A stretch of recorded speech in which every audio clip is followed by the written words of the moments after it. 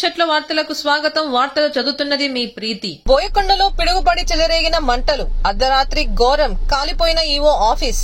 లక్షల్లో ఆస్తి నష్టం. ఆందోళనలో భక్తజనం.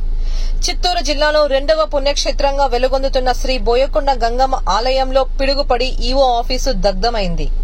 సోమవారం అర్ధరాత్రి కురిసిన వర్షాలలో ఉరుములు మెరుపులు తీవ్రం కావడంతో పిడుగులు పడ్డాయి. ఈ సమయంలో పిడుగులు గంగమ్మ కొండపై కల ఈవో కార్యాలయం పక్కన పడటంతో ఆఫీసు అగ్నికి ఆహుతై లక్షల్లో ఆస్తి నష్టం సంభవించింది. ఈ మంటలలో అమ్మవారి ఫోటోలు, గ్లాస్ డోర్లు, ఈవో ఛాంబర్లోని ఫర్నిచర్ దగ్ధమైంది. మంటలు కమ్ముకొని పొగలు రావడంతో సిబ్బంది హుటాహుటిగా అప్రమత్తమై మంటలను అదుపు చేశారు.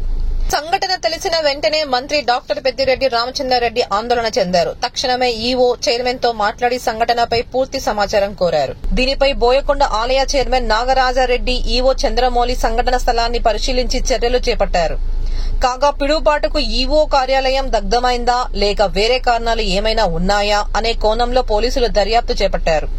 ఈవో కార్యాలయం పక్కన ఉన్న విద్యుత్ స్తంభాలలోని లైట్లు కూడా కాలిపోవడం పిడుగుపాటుకు జరిగినదా చర్చించుకుంటున్నారు. ఏది ఏమైనా బోయకొండలో పటిష్టమైన భద్రతా చర్యలు చేపట్టాలని పలువురు భక్తులు కోరుతున్నారు.